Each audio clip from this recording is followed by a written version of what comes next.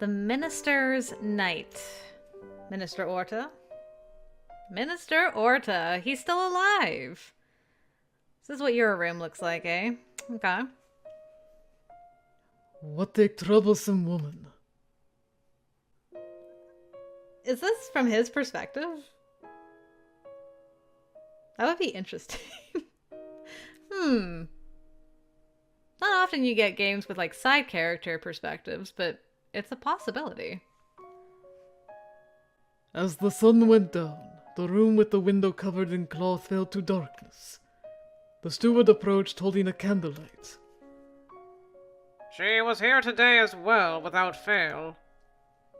Her yelling that loudly, I could certainly tell, regardless of whether I actually wanted to. It is from his perspective. How fun.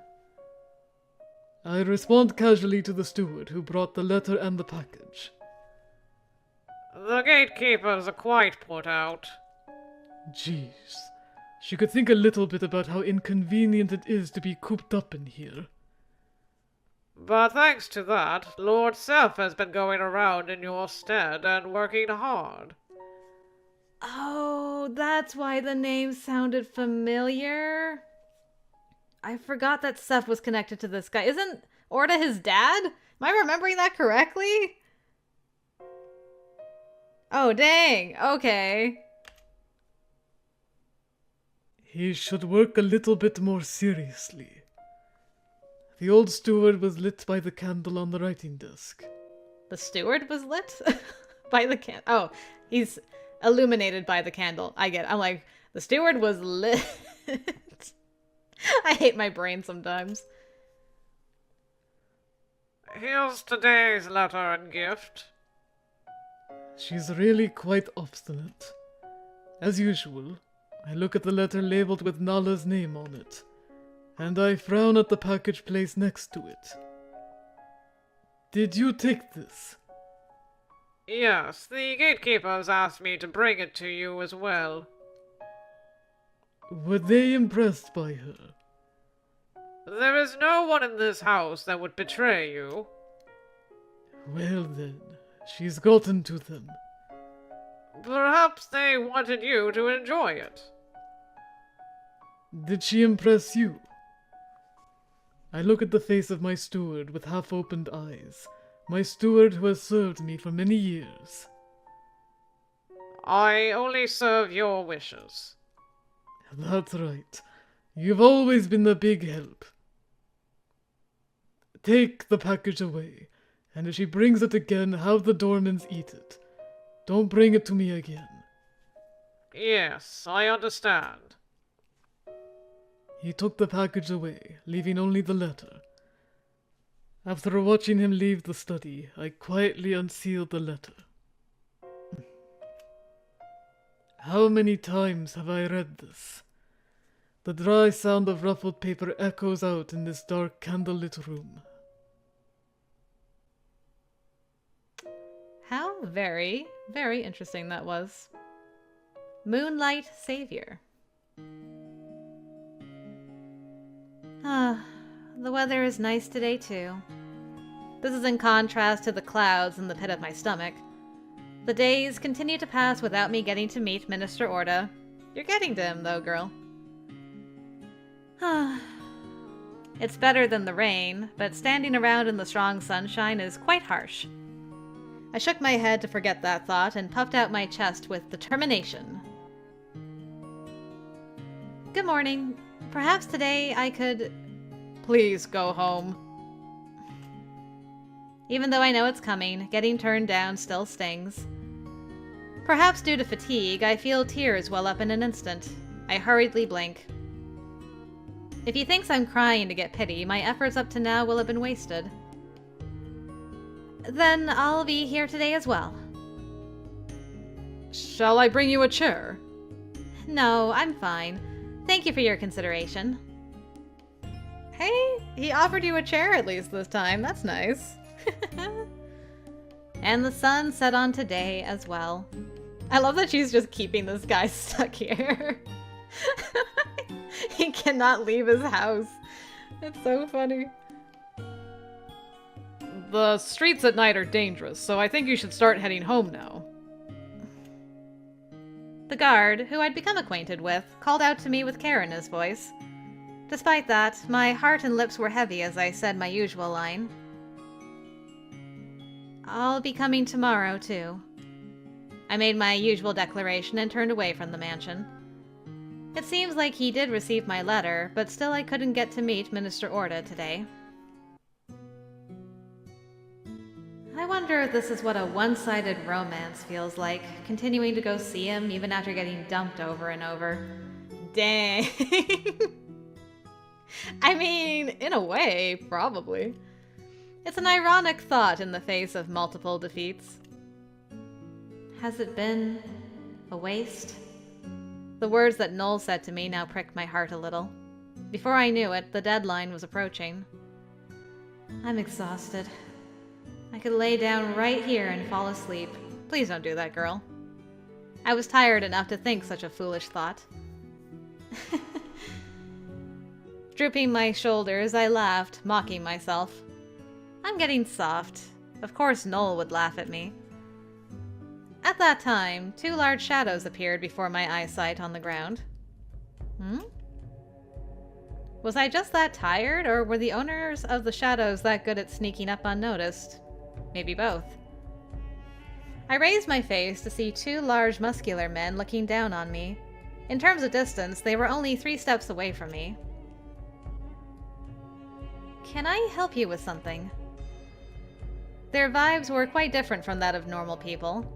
Given their physique, they might have been military men. Okay. You're always going down this road at this time, yeah?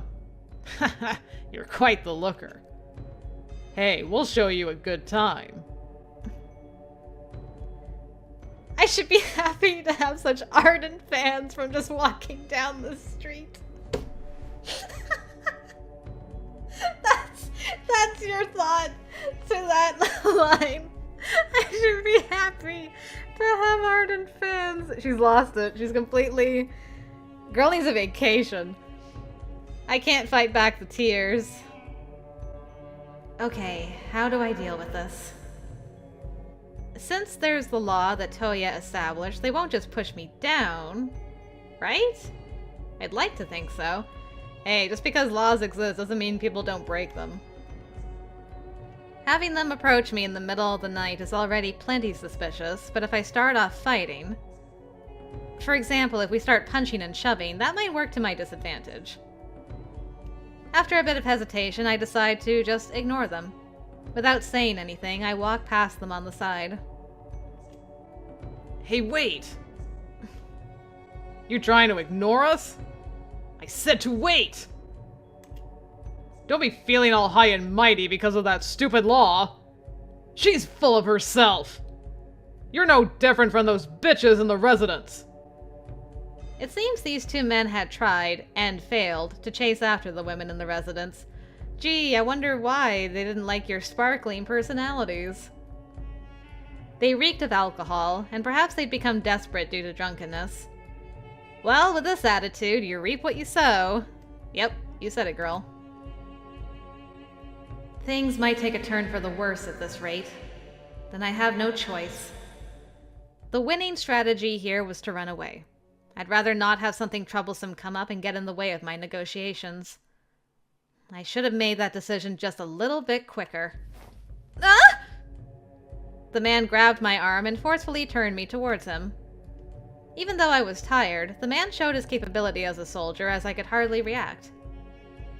Let go of me! I try giving a final warning. If this doesn't work, then I have no choice but to hit him, injure him, and run away. Well then, what are we gonna do with her? Isn't it obvious? He approached with a vulgar smile. I looked around to ask someone else to get involved, but this was a low-traffic alley to begin with. Even if I screamed in a loud voice, I'm not sure that anyone would hear it. I have to do something on my own. Let go! With momentum, I twist my arm down. This is a way of escaping even if being grabbed by a strong force. When it doesn't work, either the opponent is very strong or they were prepared for it. Don't be stupid! It seems like my resistance only made the man more unpleasant. His face bright red, he pushed down on my shoulders. He was being pretty forceful against me, perhaps not caring about his male pride against a woman. I couldn't stand against it with my body starting to fall to the ground. I prepared to brace my fall and thought about how I should fight. I'm gonna have to fight my way out of this. I made up my mind and gathered strength into my fists. Then...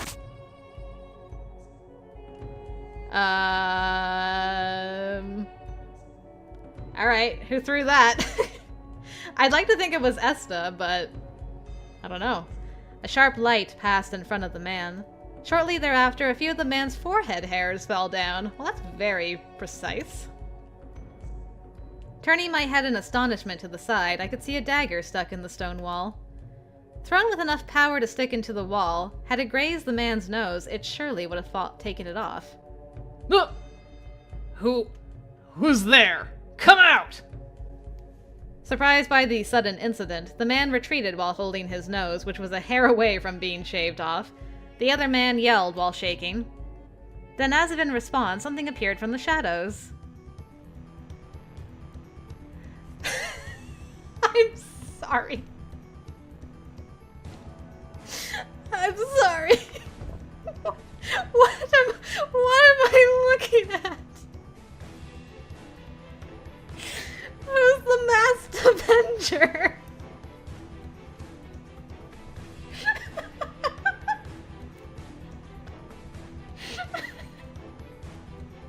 I was unprepared.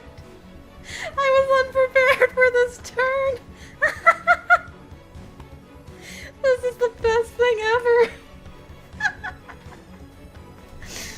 Alright, continue, masked man. It was a man in a mask. Despite today being hot enough to cause sweating, his whole head was completely covered. Just looking at him, he seemed to be more suspicious than the two men, yeah? What is this guy? Of course, I, as well as the two men, were amazed by the appearance of this mysterious masked man. What? Hey you! Showing up out of nowhere like that? The man was naturally very angry. In addition to being interrupted, he was very close to getting seriously injured. With his blood now completely gone to his head, he pulled out his sword. Hey, say something! You're mocking us! Blinded by his own rage, the man suddenly attacked the masked man. The sound of the air being slashed reached my ears. Full of emotion, he rushed at his opponent. Watch out! I screamed at the moment when the sword was swung down. However, the masked man calmly dodged the blade by simply tilting his body. I was almost captivated by his quick, efficient movements. He's fast. The sound of a blade cutting only the air resonated in the sky. While the man was frantic, the masked man seemed to be playing with him. He moved around and toyed with his opponent. You! One man who kept dodging, and another who frantically swung his sword around. The masked man dropped his hips in an instant, shifting his weight as he slipped past the protruding blade. Taking advantage of the flurry, he used the man's momentum to punch him into his abdomen. Ah! The man who got punched opened his eyes wide and fell to the ground, opening and closing his mouth like a fish. Observing him, unmoving, it looked like he'd been knocked out completely. Ah! Witnessing this overwhelming strength of the masked man, the other man let out a pitiful scream. I'm sorry. We were just a little drunk. Yeah? What happened to all the energy he had when trying to attack me? With his body, he took the posture of surrendering and begging for forgiveness. He was so pathetic, the anger inside of me completely vanished. However, the masked man didn't seem to feel the same way. With no mercy, the masked man kicked him in the face, causing him to slam into the wall. The dull sound made me frown upon hearing it. The man's nosebleed looked painful. Holding his nose, which was probably broken, the man stood up. Damn it! A scream expressing regret roared through the back alley. I wondered if a counterattack would start, but the man held his companion and ran away at a glance. With his beautiful defensive movements, I'd forgotten that I was in a dangerous situation. I was pulled back to reality when the masked man turned my way. What should I do? Maybe I should get out of here too. Having seen him fight before, I knew that I couldn't defeat him. Things might have been different if I had a weapon, but fighting barehanded, I'd be done in an instant. I mean, you saw a soldier. I mean, okay, technically he was drunk, but a soldier with a weapon went up against this guy and lost.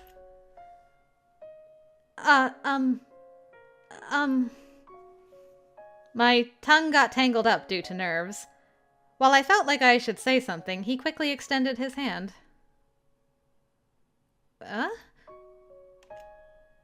As I'd fallen on my backside, he seemed to be asking, "Can you stand up?" The man's vibes are now calm, making him look quite different from when he was fighting earlier. Maybe... did he help me? While bewildered, I took the hand that was offered to me. He immediately pulled me up, with the soles of my feet touching the ground. Anyway, I should say thanks. You saved me. If you wouldn't mind, I'd like to express my gratitude somehow. And he's gone. Ah! I thought I should thank him in some way, but then the masked man ran off without saying a word. I was left standing there, dumbfounded. This is the best turn this route could ever have taken. I am so jazzed. I am so jazzed. I never would have guessed this turn in a million years. Leaving without saying anything. He's quite the virtuous person. Being surrounded by enemies only, I felt I had to constantly keep my guard up. However, there's still good-natured people out there. Perhaps it was a combination of being exhausted and being impressed. The appearance of the masked man felt like a godlike spirit. Good-natured, eh? I couldn't meet the minister today either, but strangely, I feel more light-hearted. The reason is, simply, having been saved by the masked man. If I can meet him again, I'll be sure to give him my thanks. Oh, hi, Nohl. How are you? This fine evening.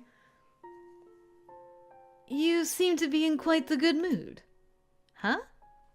When did he get back here? Yes. Suddenly appearing. Who else do we know that does that? Noticing that Nohl was standing right next to me, I nearly fell off my chair. How long have you been there? A little while. You seemed quite pleased with your loosened face that you did not notice my presence.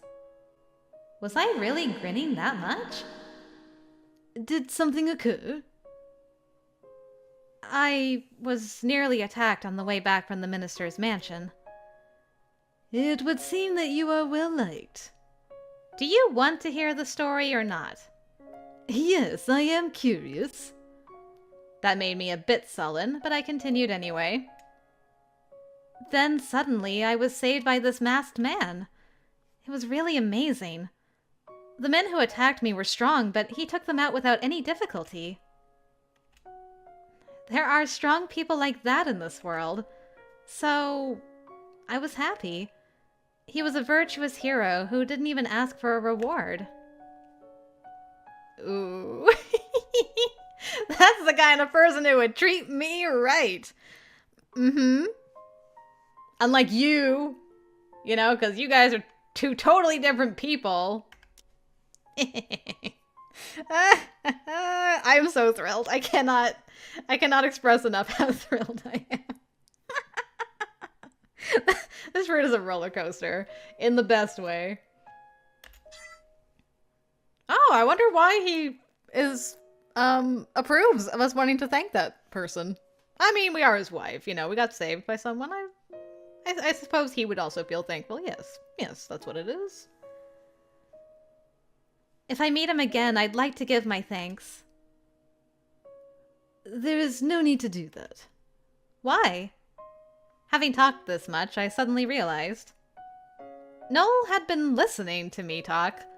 It's nothing to make a huge fuss over, but he had listened to me talk normally. Hmm? In response to my skeptical gaze, Nohl gracefully tilted his head. What? This conversation holds nothing of value for you. So why are you listening to it? With this conversation, I thought he'd end it with, "I see," and try to reject me by indicating that it was boring or uninteresting. Somehow I felt something different from the norm, which was uncomfortable. A slight expectation that perhaps he was willing to be kinder. I am killing time during a break. Right. I'm the dummy for expecting something different. Nohl doesn't care about me. I'm just a tool that he doesn't want to take away. Oh, Naala dear. Oh, Naala dear. I was starkly reminded of that. I'm tired, so I'm going to bed. Good night. I turned away and pulled the covers over my head. I won't ask him anything else. Speaking to Nohl anymore would just ruin my good mood. It'd be nice if he could at least try to get a little closer to me. So you want him to get a little closer to you? How the turns table. I still felt frustrated, but racking up more negative emotions would only drag my spirits down. So, going to sleep is the best option. Maybe I just might find the masked man in my dreams. She really had her Sailor Moon moment and was just like, tuxedo mask. You're the only one for me. Oh, it's amazing. He's definitely a kind person, unlike Nohl. I closed my eyes, remembering the warmth of his hand when I took it. Just before slipping into unconsciousness, I thought I heard something like whispering. But I couldn't beat the drowsiness that came from fatigue, and I fell into a dream where I'd be waiting for the masked man. I wonder what he whispered.